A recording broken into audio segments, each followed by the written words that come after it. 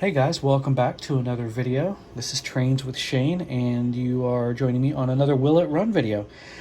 Our guest today is an Atlas GP38-2 that I purchased from Trains.com. That's Trains with a Z. I don't look on their website often as far as general searches go. Oftentimes I'll be on eBay and I'll come across something that they list, and then I'll take their website product SKU number because they put that in the auction, and I'll enter it into their website. And the reason I do that is because oftentimes you'll be able to find a certain percent off code for their website, or a $10 off a purchase over 50 bucks or more, or something like that. And that was the case here. I used one of those browser extensions that found a code for me, and I was able to get 10 bucks off this purchase. If this turns out like I think it is, I may have gotten a really good deal, and I'm going to show you why. First off, this was listed as a DC engine. It didn't say anything about DCC in it, but I always look up the number right here, 53431, and I went to Trovester.com, and they said that this was DCC equipped from the factory, and that was the only option. You didn't have a DCC ready version or anything like that.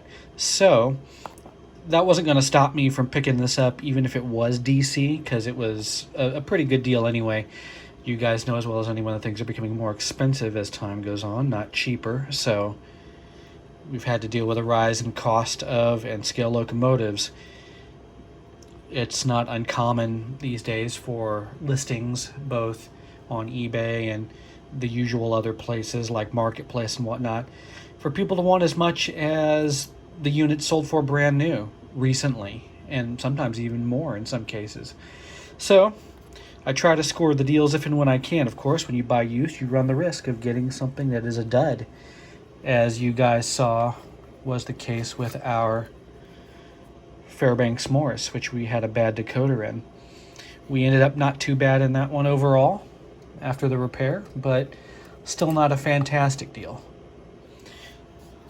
So as you can see on the back of the box, this does say DCC equipped, and interestingly they only made 4 different roads for the GP38 here. Buffalo and Pittsburgh, Chesapeake and Ohio, Genesee and Wyoming, and of course BNSF, which is what we have here. And only two of those got more than one cab number. So enough him hawing about that. Let's see what we've got. I have not opened this yet. I opened the box that it shipped in, but I have not taken the lid off until just now, so you guys are seeing it live with me. Okay, it looks pretty good so far. This is, one of you guys will know which scheme this is. It's kind of a very dark OD green and orange. Let's see if we can extricate this from its cradle. It's not going to be easy. We have to pop the cradle out separate.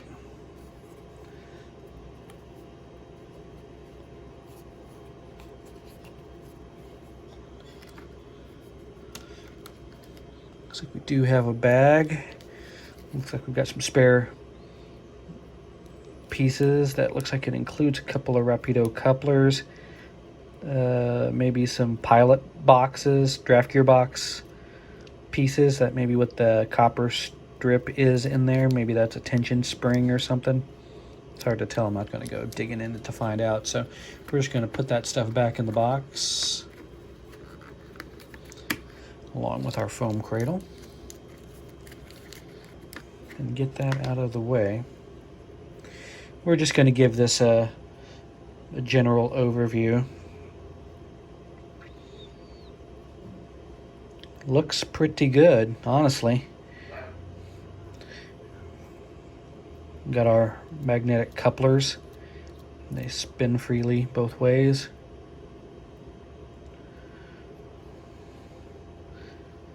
Doesn't appear to have been messed with a lot, if at all.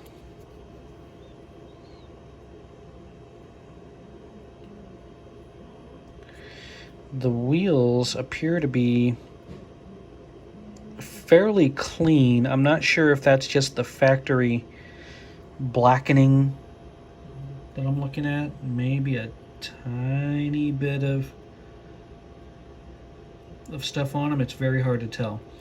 It's not obvious if there is a bunch of junk on there, so that's good. But otherwise, GP38, not much to say about it. A very common unit on roads in the 70s, 80s.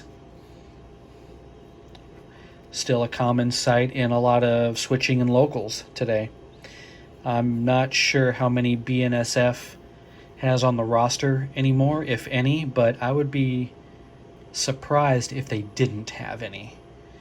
So I was going to just pop this onto the test track back here and find out what it does and what it does not do, but with the question that this was sold as not being DCC equipped, but other evidence telling us that it probably is DCC equipped, I want to pull the cover off and take a look. I know a lot of decoders are dual mode these days, but I don't like doing that. So this isn't coming apart easily. So we're going to borrow the box top off of our Broadway Limited F3. I'm going to get situated like we have shown how to do in the past and give her the drop.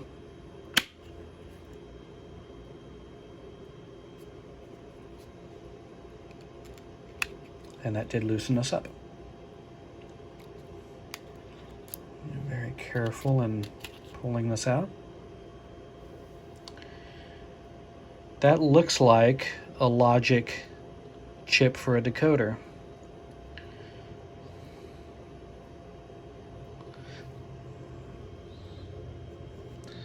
This is not one that is easily removable. You don't just slide it up and out.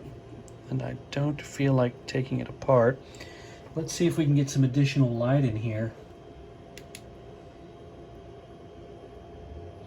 Yeah, we've got additional, you guys can see in there, some additional electronics. So my money's on that being a DCC decoder. Not sound, obviously, but for movement. So I'm going to put the shell back on here.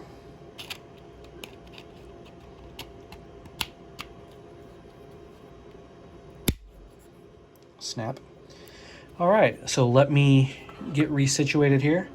We will put this thing onto our test track here. I will get the DCC throttle out, and we will see what it does and what it does not do. I'll bring you guys right back. Okay guys, we are on the Disgusting Workbench tiny test track. We've got NCE power cab pulling duty on the DCC. Change plugs on this just to make it easier.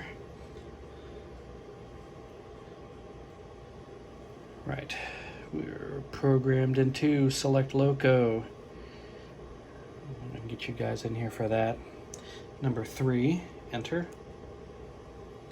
Because by default a DCC locomotive should be on cab address 3. Excuse me. Have a headlight. That's good. Let's inch up some throttle here.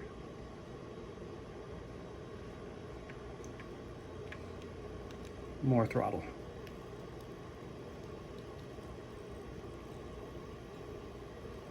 Pretty good. Back down, change direction, reverse. You guys can't see it, but the rear headlight does come on when you change direction. So let's dial her up some more here.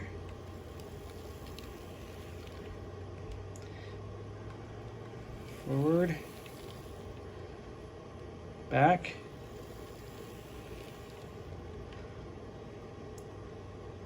forward, headlight off, headlight on, headlight off, headlight on. All right, I would call that a successful test. Let me creep this thing and see how good of a slow speed creep we can get.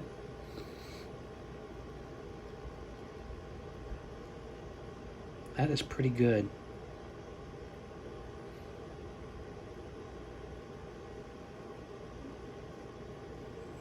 It's a little bit jittery, but it is moving. Power it up just a little bit. And this is at 20 out of 128 speed steps. And we'll hang it up right there. Well, that one was easy. Sure enough, DCC equipped. So, we got a really good deal. A DCC equipped version, you'll probably spend $100, $130, $140, even on the used market, which is crazy. I got this for less, a lot less. I think I paid $65 for this out the door.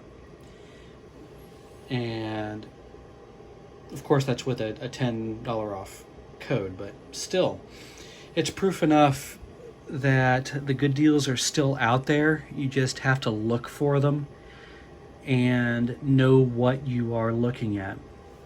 In the case of Atlas, and probably Kato and Bachmann as well, although I've not researched them to that degree, you can, like I said, put the number in, this number right here, and do a Google search online. Like I said, I went to Trovester.com and it had all the information and told me that this would be a DCC locomotive, assuming it was in its original configuration. So I was even more willing to take the chance on it, and I'm glad I did, because our chance paid off, and we've got a DCC equipped GP38 for the price of a DC unit for all intents and purposes, and it's a good runner. So this will probably not stay in BNSF colors. It is probably going off to Super Mario, who, if you guys have seen any of my other custom painted units in the past, he will be painting this for me, more than likely. There are 2 units that I want to have done that are GP38s, and I have 2 GP38s. I've got this one right here and this CSX Bachmann that you guys saw a couple of weeks back. One of these I want painted in Burlington Northern green with the white face scheme, the big BN logo on the short hood, and I want that to approximate a unit that is at the Galveston Railroad Museum, which in that case is a GP38AC that was donated to Galveston Railroad Museum by Burlington Northern. The reason I want a representation of that is because I've seen that unit. I have crawled all inside and over that unit, sat in the engineer's chair, played around with the buttons and the knobs and the doodads and all that stuff. Yes, I even went into the nose. No, I did not utilize the nose, but I've been all over that thing, and I'd like a physical representation of it because I've got plenty of pictures and good memories of it. The second unit is going to be a chassis system in the classic yellow and dark blue and orange chassis scheme with the big logos on the side.